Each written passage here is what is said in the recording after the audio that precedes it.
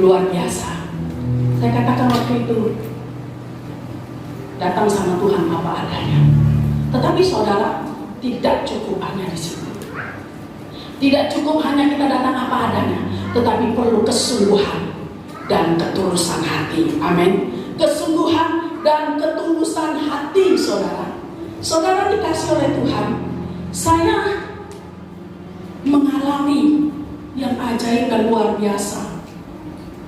Waktu saya mengerti apa itu pujian penyembahan, maka saya berserah kepada Tuhan. Saya mengambil sikap untuk memuji dan menyembah Tuhan.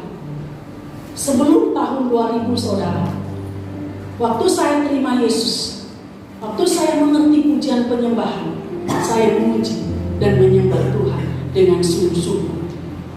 Saudara tahu latar belakang saya. Jadi tidak ada orang yang tidak bisa menyembah, saudara. Apapun latar belakang kita, saudara, Tuhan bisa ubah kalau kita mau. Saudara lihat latar belakang saya, bukanlah seorang pemuji dan penyembah. Saya bukan lahir dari keluarga hamba Tuhan, bukan. Ya, saudara sudah tahu semuanya. Tetapi ketika saya terima Yesus, ini saya harus saksikan, saudara. Ketika tadi menyembah di situ, ya, saya harus saksikan ini dulu.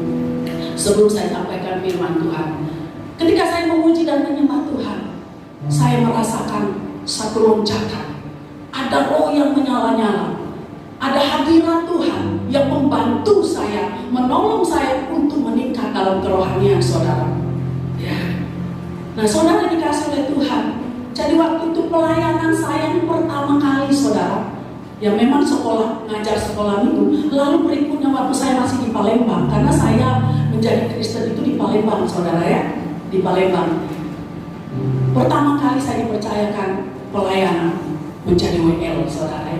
Di situ saya merasakan setiap kali bukan membanggakan diri, setiap kali saya memimpin ibadah itu pasti lawatan terjadi, pasti lawatan terjadi. Bukan sayanya yang hebat, tetapi roh pujian penyembahan itu menyambar orang-orang. Saya katakan juga kepada PB pernah, saya bukan orang bisa memuji, suara saya tidak bagus, saudara ya. Ya, tidak bagus. Terus saya tidak tahu kunci. Saya tidak tahu di mana awal saya mau masuk apabila pakai musik, saudara. Lalu kalau saya mulai pegang ini kayaknya suara saya ini ditarik gitu ya. Wah, nggak bisa. Tetapi roh pujian penyembahan itu yang mencabar, saudara. Ya, terus itu. Dan saya buat gaya hidup saya menjadi pemuji dan penyembah. Saya memuji menyembah Tuhan bukan ketika saya ibadah seperti ini, bukan ketika saya menjadi WL, bukan ketika saya beribadah, saudara, bukan. Tetapi selalu, saudara, ketika saya mengalami tekanan hidup, ketika saya menghadapi masalah, saudara, ketika situasi tidak enak, saya menyembah Tuhan. Saya tidak berdoa, Tuhan, kuatkan aku, Tuhan, tolong aku, tidak. Tapi saya menyembah, haleluya Tuhan. Terima kasih, saya nyanyi, saya menyembah. Saat saya berdiri, saat saya berjalan, apapun, saudara. Dan saya ingat waktu anak saya dipanggil Tuhan secara tiba-tiba, saudara ya. Adiknya Mama Kim itu kecelakaan. Jadi tiba-tiba, saudara, ya, siapa orang tua yang tidak sedih. Tetapi saat seperti itu saya ambil sikap menyembah. Ketika saya lihat jenazah itu, saya menyembah, saudara. Sedang saya apapun beraktivitas, sementara ada jenazah di rumah, saya menyembah, saya menyembah, saya menyembah, saya menyembah, saudara. Saya merasakan hadirat Tuhan, saya merasakan hadirat Tuhan. Apapun, lalu tidak cukup hanya di situ. Ketika saya menghadapi apapun, saudara, yang tingkat tekanan yang tidak enak, masalah yang tidak enak, saya hanya menyembah Tuhan. Saya tidak berdoa, Tuhan tolong ini, tolong dan sebagainya. Saya hanya menyembah. Maka itu saya minta Roh Kudus penuhi saya. Dan Tuhan mengajari saya bukan hanya minta dipenuhi dengan roh pujian penyembah, tetapi minta tanamkan roh pujian penyembah sampai berakar. Saya katakan Tuhan, karena Yesus ajari saya seperti itu. Roh Kudus ngajari, minta roh pujian penyembah tertanam sampai berakar dan mengikat, saudara. Berakar itu sangat dalam dan mengikat, dan dia akan tumbuh dan menjalar memenuhi kehidupan saya. Sehingga hidup ini penuh dengan pujian penyembahan. Ketika keadaan tidak enak, dia akan terus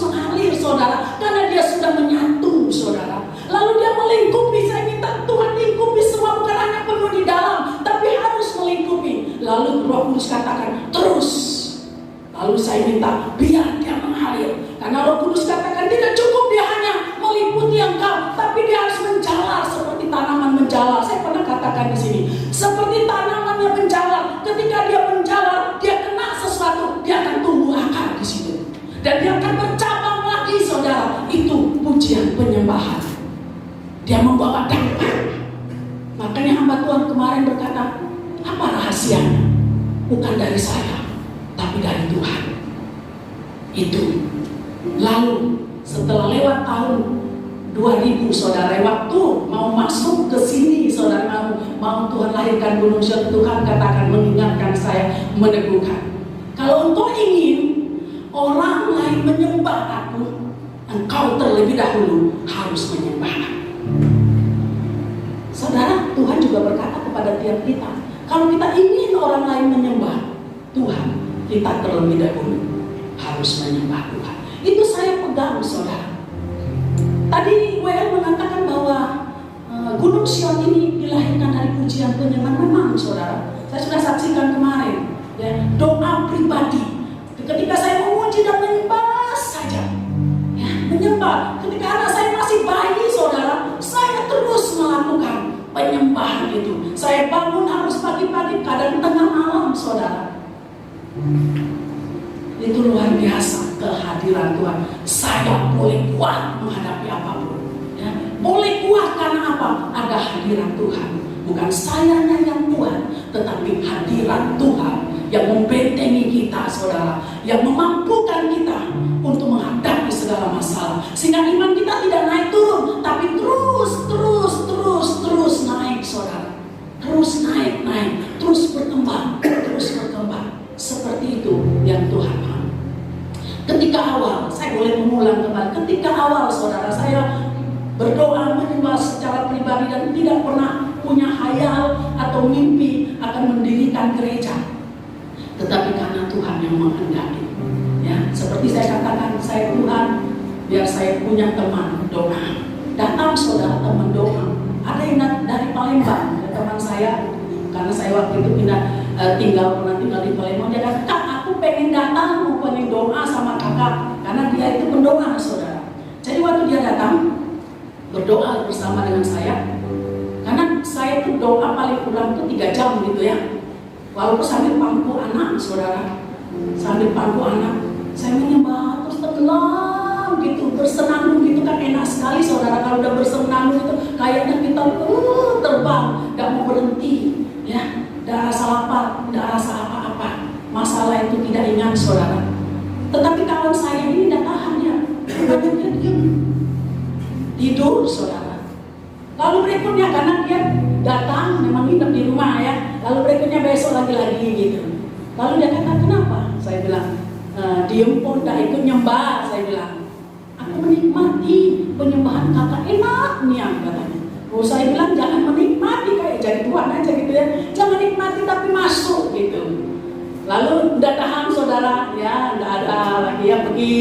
Datang lagi itu beberapa, aku pengen Bu doa sama ibu jam, ya, saya doanya jam 3. Jam 3 saya doa, saya datang, saudara, ya, menyembah. Nggak tahan, berapa hari saja, nggak tahan. Nah, ada satu orang, ya, yang Tuhan kirim, itu tahan, baru saya katakan ini cocok. Saya bilang, ini cocok Tuhan, karena sekali berdoa dari jam 1 ke jam 6 sore, saudara, ya. Lalu malam jam 12 sampai jam 6 pagi kami doa, saudara. Menyembah saja, menikmati. Dan itu sering, saudara. Itu sering kami lakukan. Padahal mau doanya, yuk kita doa sebentar aja, ya. Ya, sebentar aja, palingnya 10 menit sudah. Terus berkelanjutan, saudara. Doa Sabtu itu dulu, saudara, dari jam 1 sampai jam 6 sore karena udah gelap. Ya, itu doa Sabtu waktu. Kalau ada yang ikut waktu awal itu seperti itu, saudara. Dan mengalami setiap yang datang pasti jatuh, saudara. Ya, setiap datang tuh pasti jatuh. Tuhan katakan putar, saya tidak putar, buk, jatuh semua, saudara. Datang, jiwa itu datang sendiri, tidak pernah saya ajak, tidak pernah. Datang sendiri. Kenapa? Kuasa ujian penyembahan. Jadi sekarang saya menghimbau kita semua, apa yang kita sudah terima hari ini, saudara, yang Tuhan sudah letakkan, biarkan dia berakar, amin. Biarkan dia berakar, supaya lewat hidup saudara ada orang terpikat datang kepada Yesus. Mau tidak orang terpikat kepada Yesus? Mau, ya, amin. Sehingga dalam waktu yang sangat cepat, jiwa-jiwa itu ribuan datang kepada Tuhan. Bahkan kita mau jutaan, saudara, orang menjadi penyembah. Saya tidak puas kalau orang hanya datang beribadah, tapi saya ingin sekali dia menjadi seorang pemuji dan penyembah sangat dekat. Seperti tadi dikatakan, seperti Raja Daud, saudara. Seperti Raja Daud. Jadi memuji dan menyembah. Sekarang ini, hari ini kita sudah terima, saudara. Pupuk itu, sirami terus datang, terus datang. Mungkin satu kali kita nggak rasa apa-apa. Kadang-kadang juga saya gitu, nggak rasa apa-apa. Tapi terus saja. Saya nggak mau berhenti kalau belum ketemu, saudara ya. Saya harus kontak di hati ini. Saya harus tunggu terus.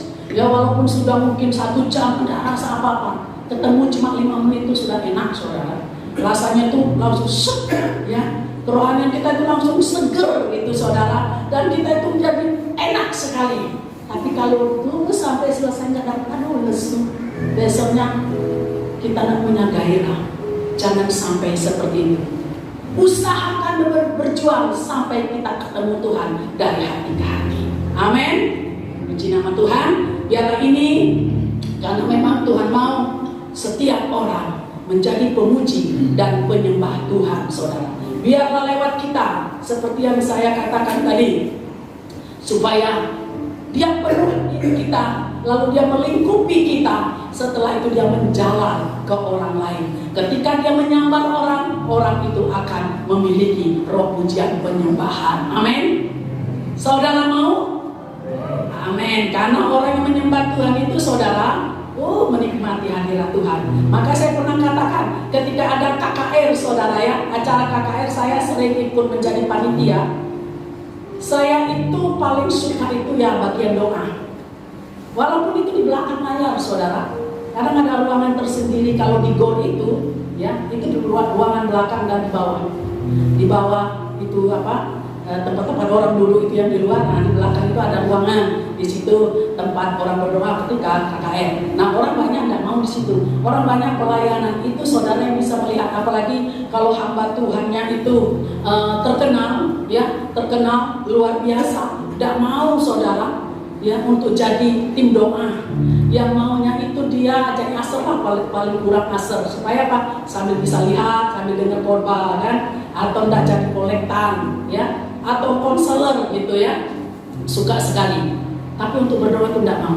Tapi buat saya suka. Karena apa? Saya lebih berjumpa dengan Tuhan. Ketika saya ada di hall itu, saudara, saya tidak merasakan perjumpaan yang sangat intim dan dekat karena melihat orang sana sini, ya kan, gitu. Tapi waktu di situ saya menyembah, ya, saya mendukung pengkhotbah, mendukung semua saudara. Itu luar biasa, enak, saudara. Amin. Mau menjadi pendoa? Bukan berarti saudara tinggalkan tugas saudara ya, bukan. Setiap orang, siapapun kita harus menjadi pendoa, pemuji dan penyembah. Bukan hanya tim PW saja, saudara, tetapi semua kita yang sudah ditebus oleh Tuhan. Amin. Puji nama Tuhan, kita lanjut saja. Ya, puji Tuhan. Saudara dikasih oleh Tuhan, waktu minggu lalu kita sudah dengar ya dari khotbah hamba Tuhan bahwa Tuhan berbicara kepada beliau untuk gereja ini, untuk kita semua, bahwa dikatakan ini kita masuk dalam masa yang baru. Genap 7 tahun, berarti sekarang kita melangkah ke tahun ke-8, ya. Tahun ke-8, angka 8 itu adalah masa yang baru, ya, masa yang baru, permulaan. Nah, saudara, selama 7 tahun itu kita mengalami proses-proses, ya, untuk mempersiapkan masuk di tahun yang ke-8 ini. Lalu dikatakan kemarin bahwa pintu-pintu terbuka, kata Tuhan. Amin, saudara. Pintu-pintu terbuka, jadi tidak ada pintu yang tertutup, saudara, kita aminkan, ya. Ya, berarti berkat Tuhan itu mengalir dalam hidup kita, bukan hanya bagi gereja ini, tapi pribadi, keluarga, lepas keluarga juga. Pintu-pintu gerbang terbuka, saudara. Nah, saudara dikasih oleh Tuhan masa yang baru, masa yang baru. Nah, saudara dikasih oleh Tuhan, saya katakan bahwa Tuhan mau memberkati secara luar biasa. Lalu beberapa minggu yang lalu pernah Pak Ben khotbah, lalu saya berdoa. Setelah itu saya menyampaikan pesan Tuhan bahwa Tuhan berkata, ketika saya berdoa, ya, dibangunkan oleh Tuhan malam-malam, Tuhan katakan ini tahun kelimpahan. Jadi tahun ke-8 ini, saudara, tahun kelimpahan.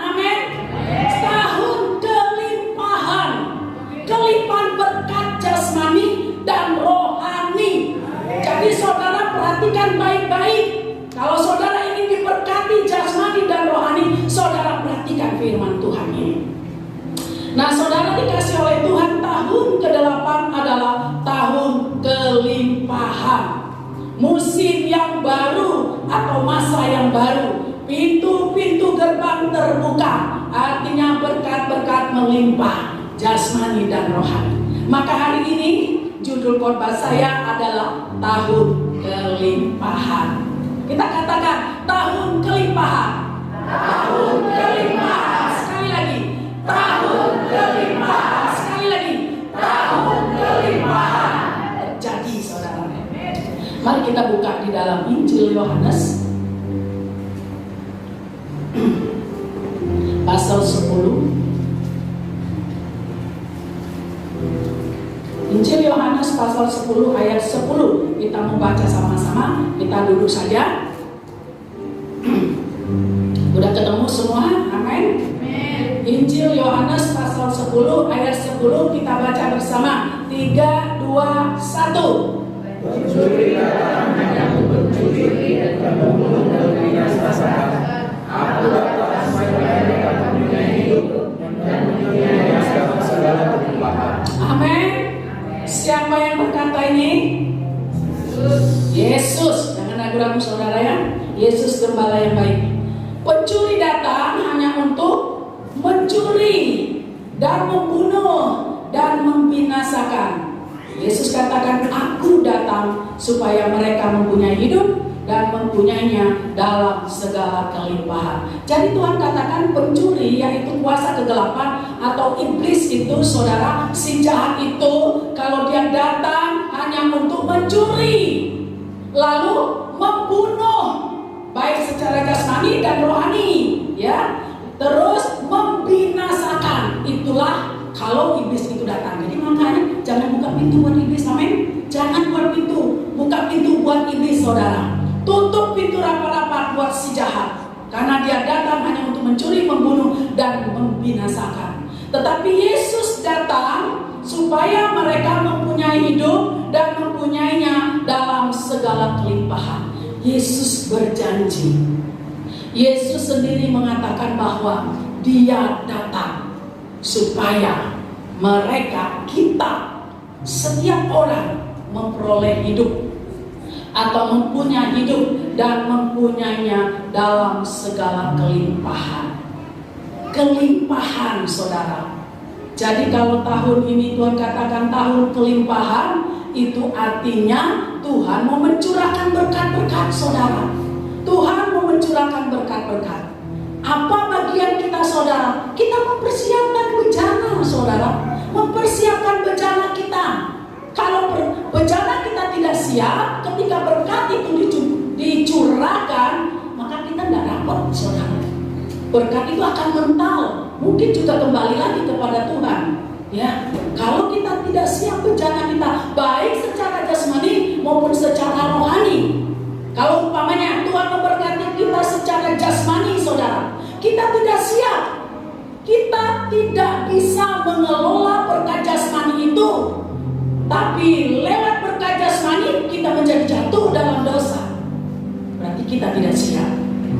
Makanya siapkan diri. Ya, kita senang kalau Tuhan katakan ini tahun kelimpahan. Tapi mari yuk kita lakukan bagian kita, mempersiapkan pribadi kita, bencana kita, saudara. Perbendaharaan kita siapkan. Ketika berkat jasmani datang, kita bisa mengelolanya dengan benar, sehingga kita tidak jatuh dalam dosa. Karena berkat jasmani yang Tuhan akan percayakan kepada orang-orang percaya, bukan untuk kesombongan, bukan untuk kita bangga diri karena aku diberkati nih, aku orang sempurna, bukan. Itu kita akan jatuh dalam dosa, saudara. Tetapi berkat jasmani yang Tuhan mempercayakan kepada kita untuk kita boleh menjadi bendahara yang baik, mengelolanya sesuai dengan jalur-jalur seperti yang Tuhan mau, bukan seperti yang kita mau. Kalau kita salah menggunakannya, saudara, maka kita berdosa. Artinya kita sebagai bejana tidak siap.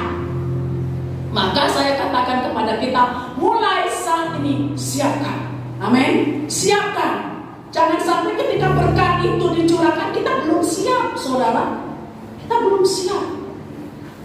Atau juga berkat rohani yang Tuhan limpah bejana kita tidak siap. Bejananya masih seperti kantong kirbat yang lama, yang sudah lapuk, saudara. Ketika berkat yang baru dan dahsyat luar biasa, maka pecahlah kantong itu.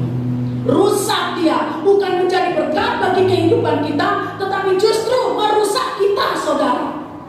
Ketika itu terjadi, kita marah sama Tuhan. Loh, Tuhan katanya tahun kelimpahan, kok hidupku malah hancur? Siapa yang salah? Kita yang salah. Karena apa? Kita tidak siapkan bejana kita. Jadi siapkan semua, saudara, secara jasmani dan secara rohani. Ya, siapkan. Artinya kehidupan yang benar di hadapan Tuhan. Kita akan lihat tahap demi tahap. Ini nanti banyak ayat yang akan saya baca. Saya minta waktu, ya. Saya minta waktu kepada kita. Ini ada banyak ayat yang saya baca karena harus dibaca, saudara, ya, supaya kita bisa tertanam dan mengerti. Ketika nanti membuka ayat, saya minta ya kita bersama-sama nanti menyimaknya, saudara. Nah, saudara dikasih oleh Tuhan, kembali ke ayat yang 10 tadi. Tuhan katakan, aku datang supaya mereka mempunyai hidup dan mempunyainya dalam segala kelimpahan. Hidup berbicara di sini bukan soal kita sudah bernapas, saudara, ya, bukan soal itu. Nah, di sini di dalam ayat ini, saudara, kata hidup ini dalam bahasa Yunaninya itu ada dua pengertian. Sama seperti Bu Pen suka menyampaikan, ya. Kalau kita pakai bahasa Indonesia dikatakan itu sangat terbatas. Sangat terbatas. Hidup ya hidup inilah seperti ini, ya. Tetapi ada dua pengertian. Ya, ada dua pengertian. Satu itu Z-O-E, ya. Itu artinya hidup seperti kita, seperti hewan, ya. Ya, hidup ya bernapas seperti kita manusia, atau seperti tumbuh-tumbuhan, hidup seperti itu.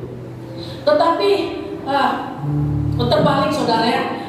Zo itu adalah hidup yang sesungguhnya, hidup yang penuh arti, hidup yang dibawa dalam kekekalan. Tapi yang kedua adalah bios. Dikatakan itu adalah hidup seperti hidup kita manusia, lalu hidup seperti hewan, hidup seperti tumbuh-tumbuhan, hanya hidup saja, bernapas dan bertumbuh seperti kita dari kecil menjadi besar, juga hewan-hewan itu, saudara, ya.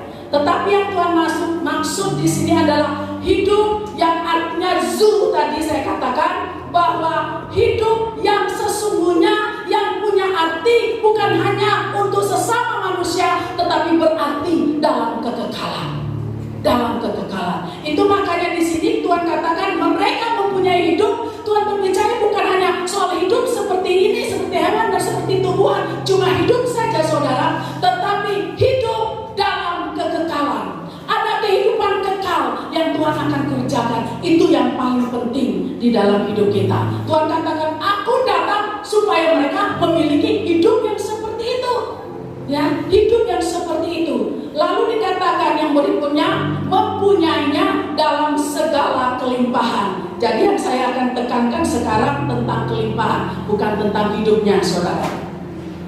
Nah, kata kelimpahan yang dipakai dalam ayat ini, ya, bahasa Yunani seperti Bu Pen juga katakan, kalau perjanjian lama itu bahasa Ibrani, ya, kalau perjanjian baru bahasa Yunani. Saya coba belajar, saudara, ya, belajar walaupun bukan teologi, ya, saudara, belajar dikit-dikit, ya.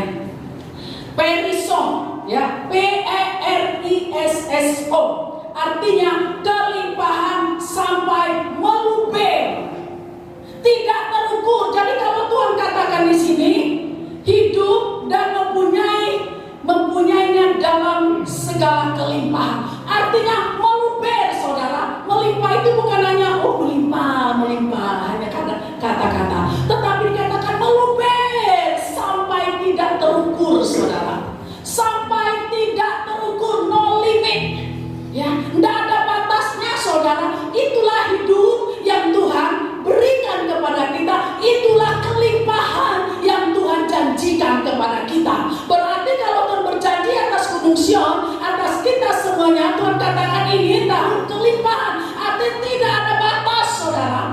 Jadi kalau kita tidak mempersiapkan bencana kita, hidup kita, saudara, maka akan kehilangan kesempatan, saudara.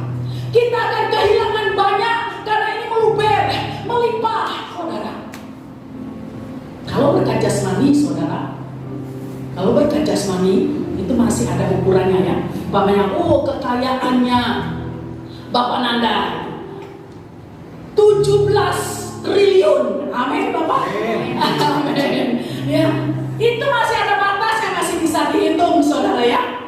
Masih bisa dihitung. Kalau di sini tidak ada batasnya, tidak bisa terhitung, Tuhan lagi menekankan adalah berkat atau kelimpahan secara rohani. Amin.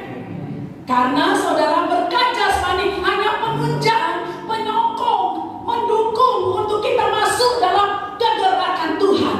Karena kita hidup dalam dunia, masa kita mau menginjil, bergerak sana sini, mau kasih makan orang tidak punya duit.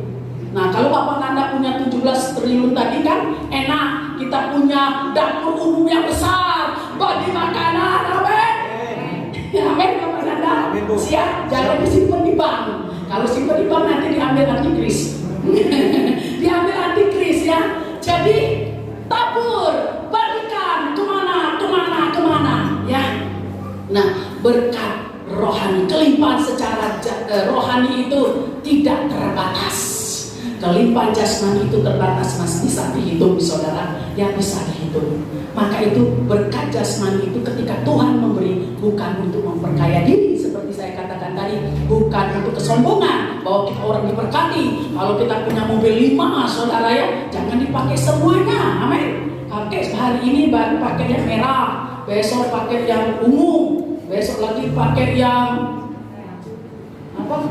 Belang-belang gitu kan. Kan tak ada orang punya belang-belang. Lalu pakai Jaguar gitu kan, supaya keren nih, aku orang diberkati. Jangan seperti itu niang saudara ya. Tapi kalau saudara mau pakai, ya bukan untuk kesombongan, menunjukkan ini nih, ya bukan menyombongkan diri, tapi Tuhan tuh ajaib. Tapi jangan ada terselip kesombongan saudara, juga kita salah ya. Tapi berjalanlah sesuai dengan kehendak Tuhan. Ya kalau kau masuk di pedalaman pakai yang belang-belang mobilnya, ya masuklah. Mungkin di situ orang-orang atau kuasa-kuasa kegelapan di gunung-gunung, di bukit-bukit itu takut mungkin ya, gitu. Ya ini hanya ya yang lucu saja saudara ya.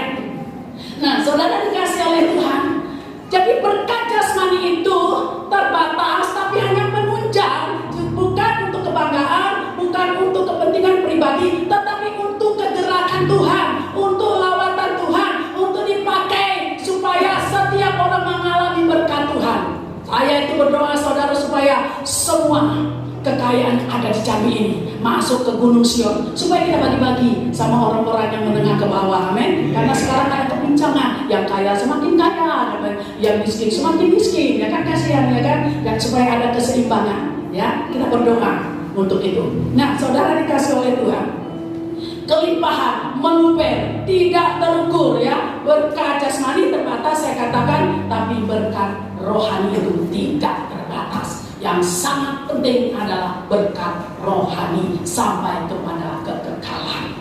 Pertanyaannya, saudara mau berkelimpahan? Amin. Siapa yang mau berkelimpahan? Harus mau ya, angkat tangan profetik saudara. Amin. Nubuat ya saudara. Kalau tidak ada angkat tangan berarti kita menutup ya. Nah saudara, terus mau jadi orang kaya? Amin. Amin. Jangan bilang dah bu, selalu sering-sering saja lah. Ya tidak apa-apa kalau Tuhan suruh kita jadi orang kaya itu tadi ya. Karena ada orang yang takut kaya, aku takut kaya nanti jatuh dalam dosa. Kalau saya enggak, saya mau Tuhan, saya sekarang mau pengen duit banyak, Tuhan saya bilang, supaya saya bisa membiayai pekerjaan Tuhan. Duit banyak, saya bilang saya bisa beli ruko-ruko, jadi rumah-rumah konser, amin, jadi rumah-rumah singgah, ya, seperti itu. Nah, saudara, mau kaya jasmani? Amin. Kaya rohani? Amin. Amin, ya, puji nama Tuhan. Nah, kita mau lihat janji Tuhan tentang kelimpahan apa? Ya, janji Tuhan tentang kelimpahan. Saudara, di dalam firman Tuhan ini kalau berbicara tentang kelimpahan itu ada dikatakan susu dan madu. Itu adalah profetik, saudara ya, lambang profetik. Nah, saudara, kalau kita berjamah kudus nanti itu profetik, bukan darah Yesus yang mengalir kita minum, ya, tetapi itu simbol, ya, itu saya katakan kita mengambil tindakan nyatanya saudara. Karena apa, manusia itu kalau hanya bayang-bayang itu tidak terlalu kuat ya. Jadi harus ada yang bentuknya gitu ya, bentuknya saudara. Nah saudara dikasih oleh Tuhan, kita mau lihat janji Tuhan tentang kelimpahan. Kita membuka di dalam Keluaran pasal 3. Keluaran pasal 3. Kita membaca ayat 8. Mari saudara baca sama-sama. Keluaran 3 ayat 8. 3, 2, 1. Sebab itu telah berlalu untuk melepaskan mereka dari orang Mesir dan untuk mereka keluar dari negeri itu ke suatu negeri yang baik dan luas, suatu negeri yang berlimpah-limpah susu dan madunya, ke tempat orang Kanaan, orang Het, orang Amori, orang Feris, orang Heti, dan orang Yebus. Ya. Nah saudara, di sini Tuhan itu berjanji ya akan memberikan tempat yang berlimpah-limpah susu dan madunya. Itu berbicara tentang kelimpahan seperti yang saya katakan tadi, kelimpahan yang sampai meluber saudara. Jadi pada waktu bangsa Israel ada di Mesir, berada dalam perbudakan saudara, mereka hidup tertekan, mereka tidak bisa merdeka, mereka terimpit saudara, semuanya serba dibatasi, bahkan serba dikurangi, hidup yang tidak enak di masa waktu mereka ada di Mesir. Nah pada waktu seperti itu mereka berseru-seru kepada Tuhan, lalu Tuhan memperhatikan seruan mereka. Lalu di sini Tuhan katakan, karena pada waktu itu ayat sebelumnya saudara, Musa katanya diutus oleh Tuhan ya. Di sini saya akan membaca di ayat yang ke-23 pasal 2-nya saudara ya, mundur sedikit. Saya baca saudara simak. Lama sesudah itu matilah Raja Mesir, tetapi orang Israel masih mengeluh karena perbudakan, dan mereka berseru-seru sehingga teriak mereka minta tolong karena perbudakan itu sampai kepada Allah. Allah mendengar mereka mengerang, lalu ia mengingat kepada perjanjiannya dengan Abraham, Ishak dan Yakub. Maka Allah melihat orang Israel itu dan Allah memperhatikan mereka. Ayat 1 pasal 3. Adapun Musa, ia biasa menggembalakan kambing domba. Yitro mertuanya imam di Midian. Sekali ketika ia menggiring kambing domba itu ke seberang padang gurun, sampailah ia ke gunung Allah, yakni gunung Horeb, dan seterusnya. Nah saudara, waktu bangsa Israel ini berseru-seru, Tuhan katanya mengingat kepada perjanjiannya kepada Abraham, Ishak dan Yakub. Nah maka Tuhan akan mengeluarkan bangsa itu, Tuhan akan membebaskan. Lalu Tuhan bertemu dengan Musa. Singkat cerita saya persingkat saja. Ketemu sama Musa. Lalu di situ ya Tuhan itu berfirman kepada Musa. Ayat 7 saudara. Dan Tuhan berfirman, aku telah memperhatikan dengan sungguh kesengsaraan umatku di tanah Mesir, dan aku telah mendengar seruan mereka yang disebabkan oleh pengerah-pengerah mereka. Ya, aku mengetahui penderitaan mereka. Nah saudara, Tuhan melihat karena kesengsaraan bangsa Israel ini oleh perjanjiannya dengan Abraham, maka Tuhan akan mengeluarkan mereka dari Mesir saudara. Maka Tuhan bertemu dengan Musa. Musa diutus oleh Tuhan, dan ceritanya nanti saudara bisa baca di rumah ya, bisa baca di rumah. Tapi saya mau ambil poin-poinnya beberapa ayat saja di sini untuk menjelaskan bagaimana janji Tuhan kepada umat yang menderita, hidup di dalam perbudakan. Tuhan menjanjikan untuk mengeluarkan mereka, membebaskan mereka dari tempat itu dan membawa mereka ke suatu negeri, yaitu tanah Kanaan.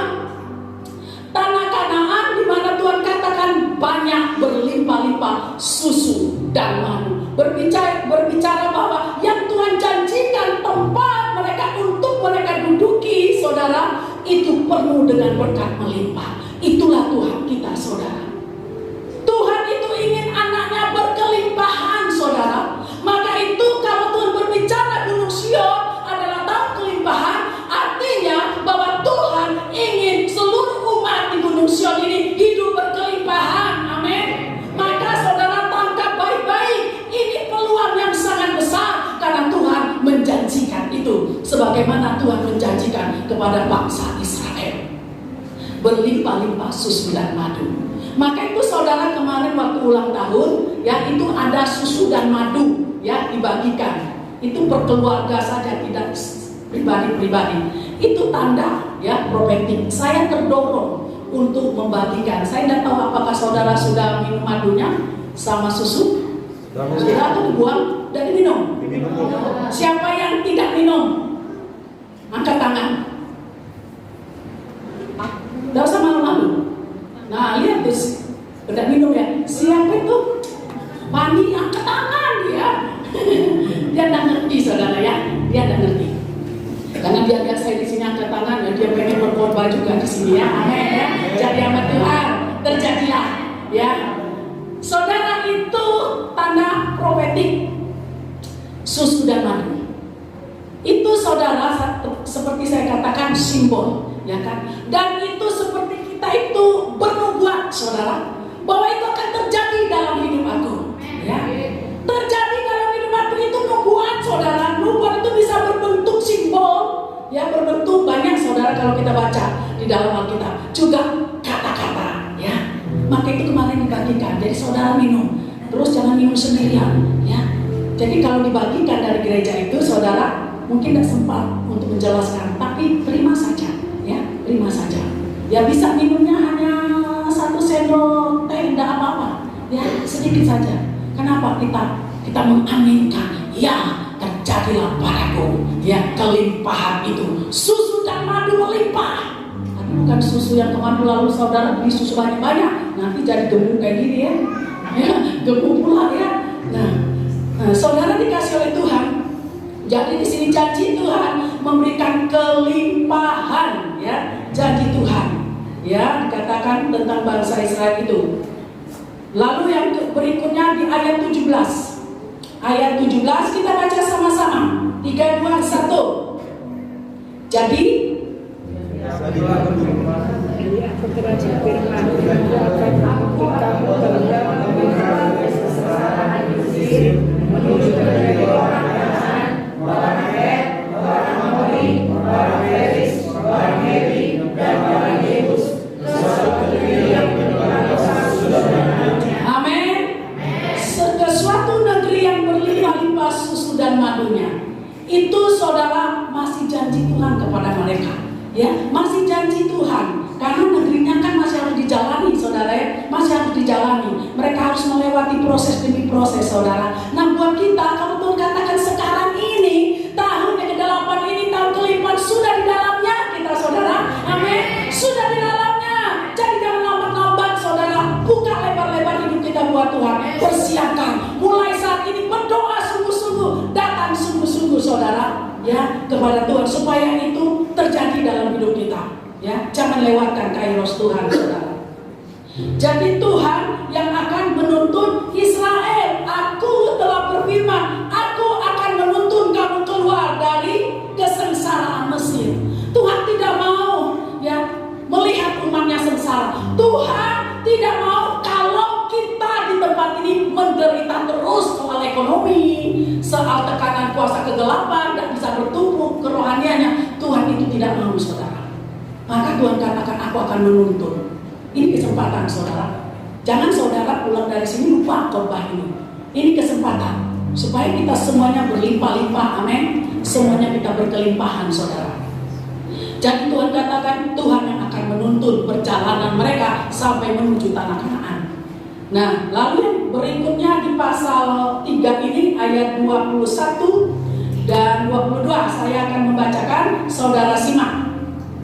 Dan aku akan membuat orang Mesir bermurah hati terhadap bangsa ini, sehingga apabila kamu pergi, kamu tidak pergi dengan tangan hampa, tetapi tiap-tiap perempuan harus meminta dari tetangganya dan dari perempuan yang tinggal di rumahnya barang-barang perak dan emas dan kain-kain yang akan kamu kenakan kepada anak-anakmu lelaki dan perempuan. Demikianlah kamu akan merampas orang Mesir itu. Nah, saudara, ini janji Tuhan, ya, janji Tuhan. Ini mereka belum menjalaninya, saudara, baru janji yang sampai kepada mereka bahwa Tuhan akan melakukan hal seperti itu.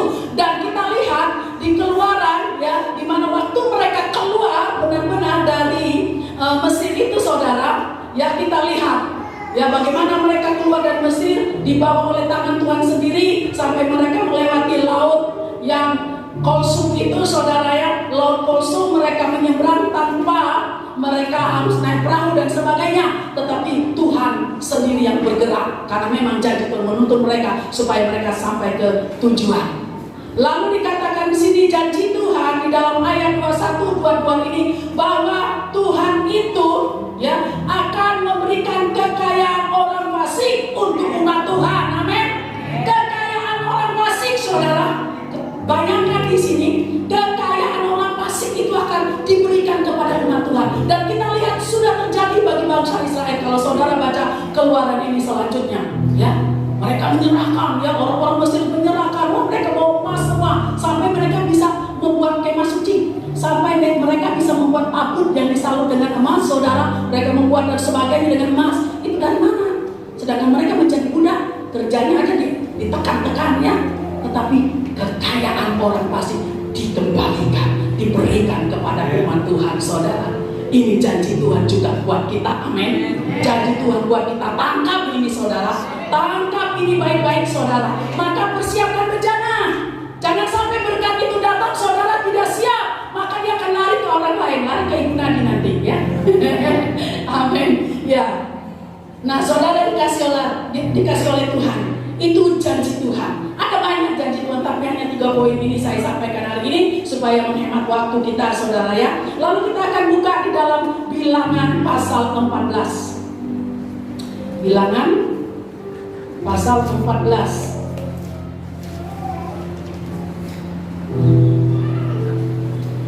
Bilangan pasal 14 ayat 8. Saya minta seorang membacakan ayat ini. Bilangan pasal 14 ayat 8. Jika Tuhan berkenan kepada kita, maka Ia akan membawa kita masuk ke negeri itu dan akan memberikannya kepada kita, suatu negeri yang berlimpah-limpah susu dan madunya. Amin. Jika Tuhan berkenan kepada kita, saudara, maka itu cari perkenanan Tuhan. Karena kalau Tuhan tidak berkenan, ya kita tidak dapat, saudara. Cari perkenanan Tuhan. Kenapa ini disampaikan kepada mereka? Saya membaca mulai ayat 1, saudara simak. Pemberontakan umat Israel. Lalu segenap umat itu mengeluarkan suara nyaring, dan bangsa itu menangis pada malam itu. Bersumur-sumurlah semua orang Israel kepada Musa dan Harun, dan segenap umat itu berkata kepada mereka, sekiranya kami mati di tanah Mesir atau di padang gurun ini, mengapakah Tuhan membawa kami ke negeri ini supaya kami tewas oleh pedang dan istri serta anak-anak kami menjadi tawanan? Bukankah lebih baik kami pulang ke Mesir? Dan mereka berkata seorang kepada yang lain, baiklah kita mengangkat seorang pemimpin lalu pulang ke Mesir. Nah, saudara dikasih oleh Tuhan, dikatakan jika Tuhan berkenan, ya, jika Tuhan berkenan, kita akan mencapai itu, katanya Musa. Nah, saudara di sini mengingatkan kepada kita, memberitahukan kepada kita, kita harus menjadi orang yang berkenan kepada Tuhan. Jangan seperti bangsa Israel, dikatakan mereka bersungut-sungut, lalu mereka ingin kembali ke Mesir, saudara. Saudara, sekarang kita sudah injak nih tahun 24. Lalu waktu menghadapi proses Tuhan, tantangan, saudara, kita mau bilang, aku kembali saja lah, biarlah susah-susah, tak apalah, menderita kayak kemarin, tidak apa-apalah, daripada di proses ini. Saudara, banyak orang seperti itu. Ketika dia diproses supaya menjadi orang yang berkenan, supaya berkat kelimpahan itu menjadi milik dan bagiannya, dia diproses. Maka saya katakan bencana itu dipersiapkan. Artinya ketika kita mempersiapkan bencana, kehidupan kita ini, wadah kita ini, artinya kita siap untuk diproses, saudara. Kita siap untuk diproses. Jadi sebelum kelimpahan itu masuk, kita persiapkan dan kita rela untuk diproses seperti yang Tuhan mau, sesuai dengan karakter kita, saudara. Sesuai dengan karakter kita. Kalau karakter kita keras, ya prosesnya pasti keras, saudara. Jangan teriak, aduh sakit, aduh. Mereka bersungguh-sungguh, aduh dah enak ini, dah enak, kami enak di Mesir dulu, dah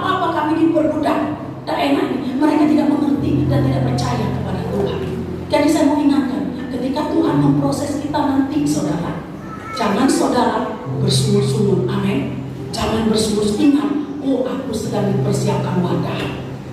Wadahku sedang diproses, sedang dibentuk, dipersiapkan supaya berkat itu ketika dilimpahkan, nampung semua, tidak ada yang tercecer. Amin. Tidak ada yang tercecer dan dicuri, saudara. Nah, saudara dikasih oleh Tuhan, jangan seperti bangsa Israel. Dan jangan, carilah kita perkenanan Tuhan, saudara. Cari perkenanan Tuhan ketika Tuhan membentuk kita, mengkikis kehidupan kita, memahat kita, saudara, menghaluskan dan melembutkan hati kita. Kita siap dan rela. Iya Tuhan, aku mau untuk bentuk. Aku mau. Aku siap Tuhan. Diproses. Proses itu tidak enak, saudara, tetapi hasilnya luar biasa. Saudara, ketika kami berdoa hari Kamis, Tuhan itu katakan, ya, Tuhan katakan, kamu harus menjaga hidupmu. Jangan ada topeng, dikatakan. Jangan menjadi orang munafik. Jangan ada kepura-puraan. Jangan ada kepalsuan. Tuhan tekankan itu, karena kamu akan menerima kelimpahan. Bereskan, jangan biarkan ada sampah-sampah. Dikatakan sampah yang ada di dalam hatimu, artinya dosa, kebusukan, kemunafikan, kepura-puraan itu sampah, saudara. Kalau dibiarkan, sampah itu membusuk dan itu akan tercium. Mungkin kita tutupi, ya, di depan orang manis kan, seperti orang berwibawa, seperti orang penuh kasih, seperti orang peduli, seperti orang baik, saudara. Tapi di dalamnya ditutupi.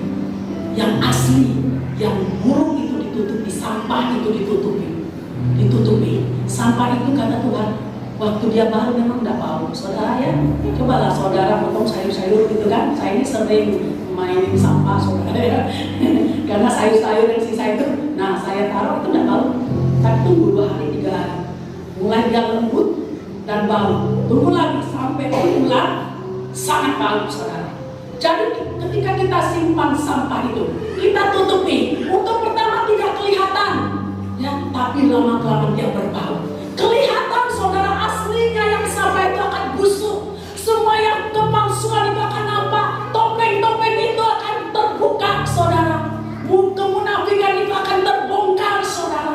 Tuhan katakan tidak bisa seperti itu. Jadi kamu harus diproses, harus dibentuk supaya kita punya hati yang bersih. Tidak ada sampah sedikit pun, saudara. Tidak ada sampah sedikit pun di dalam hidup kita. Supaya apa? Bencana kita siap untuk menerima berkat jasmani dan rohani. Masuk dalam proses.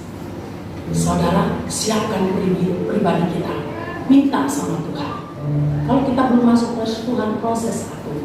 Jangan kita pura-pura jadi orang baik, ya.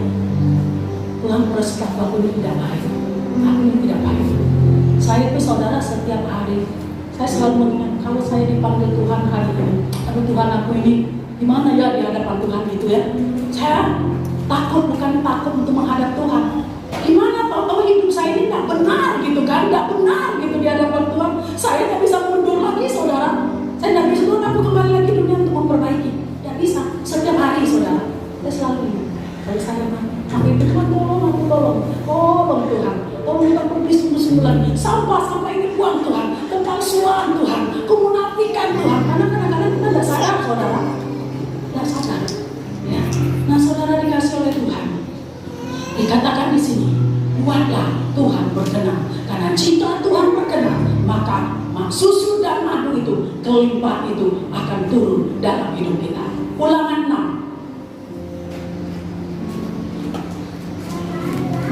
6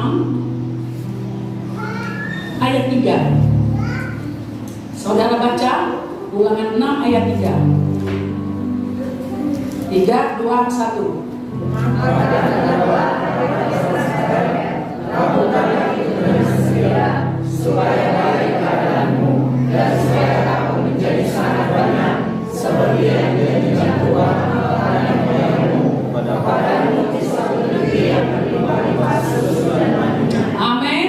Terus saja Tuhan katakan berlimpah-limpah susu dan madunya. Tetapi apa yang dikatakan di situ? Lakukanlah itu dengan setia. Saya mau baca dari ayat 1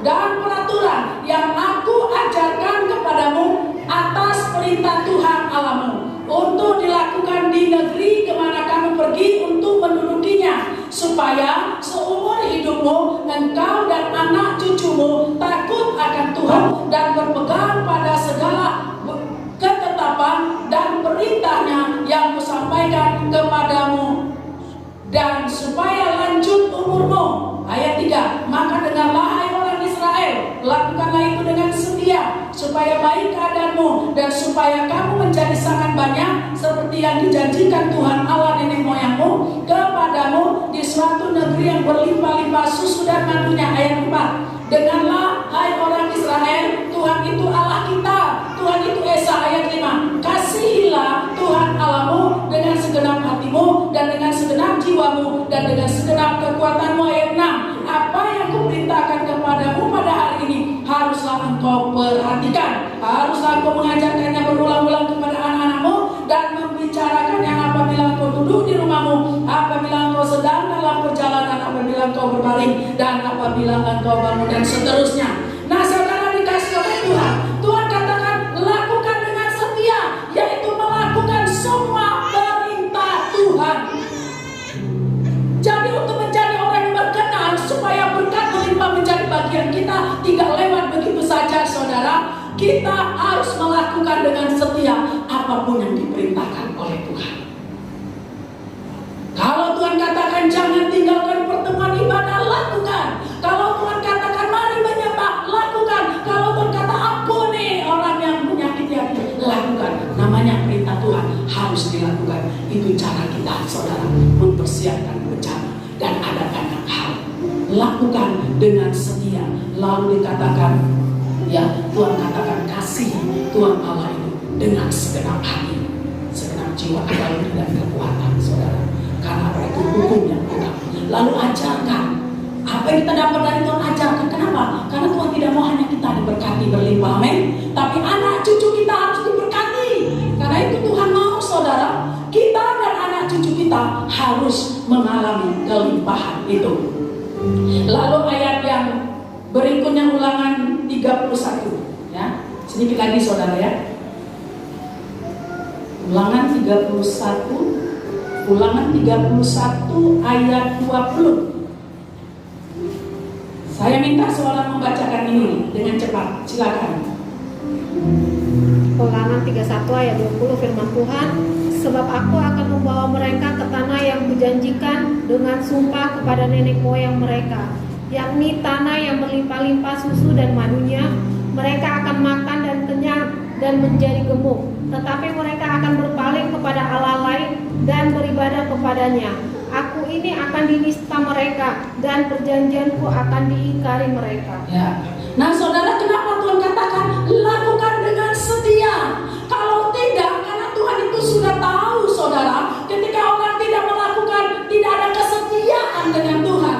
Kesetiaan itu saudara, apapun keadaan tetap pegang Tuhan, ya.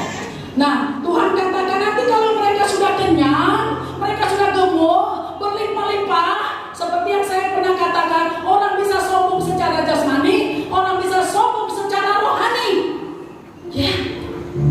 Jangan sampai lalu menista aku, kata Tuhan, melupakan aku.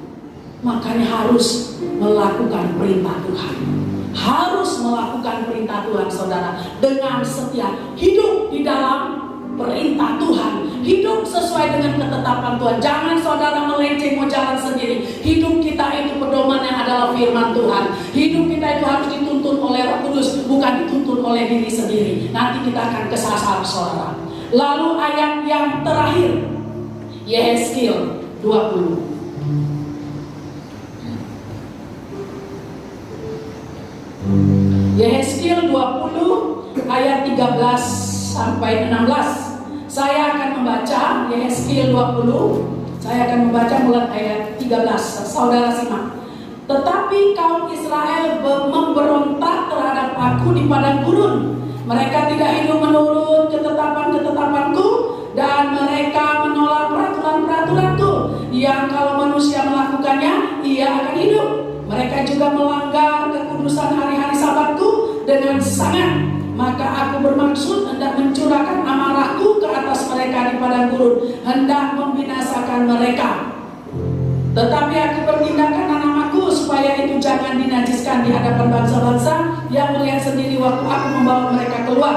Walaupun begitu, aku bersumpah kepadanya di padang gurun bahwa aku tidak akan membawa mereka masuk ke tanah yang telah kuberikan kepada mereka, yang berlimpah-limpah susu dan madunya, tanah yang bermain di antara semua negeri. Oleh karena mereka menolak peraturan-peraturanku dan tidak hidup menurut ketetapan-ketetapanku dan melanggar kekudusan hari-hari sabatku, sebab hati mereka mengikuti berhala-berhala mereka. Nah saudara, ini peringatan.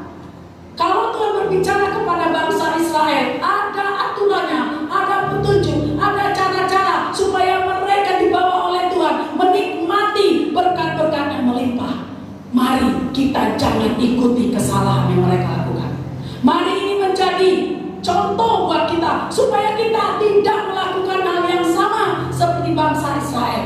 Tetapi kita mau belajar setia kepada Tuhan, taat kepada Tuhan. Kalau dikatakan mereka memberontak kepada Tuhan ketika mereka dalam proses di padang gurun, saudara, itu perjalanan untuk mencapai negeri kelimpahan. Mereka diproses, mereka memberontak, mereka melawan. Makanya saudara, mereka gugur dan tidak ada yang masuk, hanya Kaleb dan Joshua, saudara, dan generasi barunya, ya.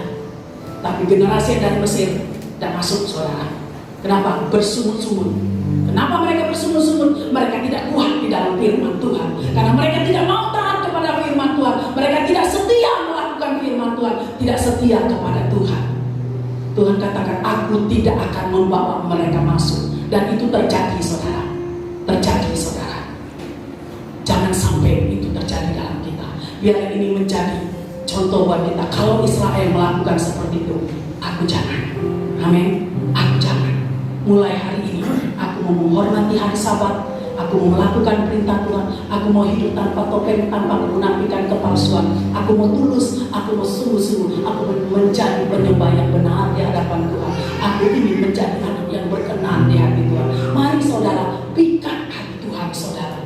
Tarik perhatian Tuhan itu supaya mata Tuhan tertuju kepada kita. Berarti lakukanlah apa yang diingininya. Waktu kita melakukan keinginan Tuhan, saudara, kita sedang memikat hati Tuhan, membuat mata Tuhan terfokus kepada kita, saudara, dan dia tidak tahan. Dia tidak tahan untuk menahan berkat. Dia akan keluarkan dari perpendahan, dikeluarkan, saudara. Saudara dikasihi Tuhan, camkan baik-baik ini. Saya, apalagi Tuhan, ingin semua jemaat di tempat ini, setiap kita siapapun, diberkati berlimpah-limpah. Kita menjadi orang yang menduduki seperti bangsa Israel. Generasi yang baru, saudara, Yosua, Kaleb menduduki negeri itu, saudara. Tempat susu dan madu yang berlimpah itu. Saudara, tandan pohon anggurnya itu sampai kepikul 2 orang. Buah anggur itu, saudara, kan kalau kita lihat satu tanah kecil saja kan. Nah mereka itu di kanan itu dikatakan 2 orang memikul sampai kena, ya, sebesar apa itu tandanya, lebih besar dari tandan buah pisang, saudara. Itu tandan pohon anggur, saudara. Lalu saya pernah lihat lewat video, saudara, ya, wortelnya itu besar-besar, saudara. Bawang prenya itu besar-besar, saudara. Padahal tanahnya itu berpasir, katanya. Diberkati oleh Tuhan. Nanti saudara bisa buka, ya. Mungkin saudara pengen lihat Israel lewat YouTube, saudara bukalah. Kalau saudara ketemu yang gersang-gersang, berarti itu Israel tak bertobat, saudara. Israel tak bertobat itu, ya. Nah saudara dikasihi oleh Tuhan, itu yang Tuhan. Saudara, hari ini saya terdorong untuk kita mengangkat deklarasi yang Tuhan letakkan di hati saya, saudara. Ketika kita angkat deklarasi ini, katakan seperti saudara sedang bernubuat, ya. Seperti saudara sedang bernubuat dengan iman, dengan percaya, saudara. Saudara katakan dengan keras, ya. Saya minta musik mengiringi, ya. Pemain musik mengiringi. Penari juga, saudara boleh. Penari maju ke depan, ya. Kita mengangkat deklarasi ini. Saya ingin kita deklarasi, saudara, ini tahun P Alef, ya. Itu dikatakan Alef itu tentang Allah, mulutnya Tuhan. Jadi sekarang dikatakan dikatakan tahun 5781 ini Tuhan sedang mendeklarasikan anak-anak Tuhan, saudara. Ya, deklarasi itu pasti yang positif, pasti berkat, saudara. Kita juga mau deklarasi, amin. Kita bangkit berdiri dengan iman, saudara ikuti saya. Silakan penari saudara mau bergerak seperti apa terserah, mau pakai tamborin dengan posisi doa. Siapkan pribadi kita. Kita mengangkat deklarasi ini, saudara. Angkat hati, fokus kepada Tuhan. Amin Tuhan. Tuhan urapi kami, urapi lidah mulut kami Tuhan. Dengan otoritas Tuhan kami mau berkatakan Tuhan deklarasi ini dengan iman, dan kami percaya ketika Tuhan mengurapi lidah mulut kami, ketika Tuhan memberikan otoritas kepada kami percaya ini pasti terjadi. Mari saudara, kita angkat tangan kanan kita, tanda kita menghormati Tuhan, tanda kita berdiri tegak di hadapan Tuhan di dalam nama Tuhan Yesus Kristus. Saudara ikuti saya. Kami angkat deklarasi tahun kelimpahan. Kami angkat deklarasi tahun kelimpahan. Di dalam nama Tuhan Yesus Kristus.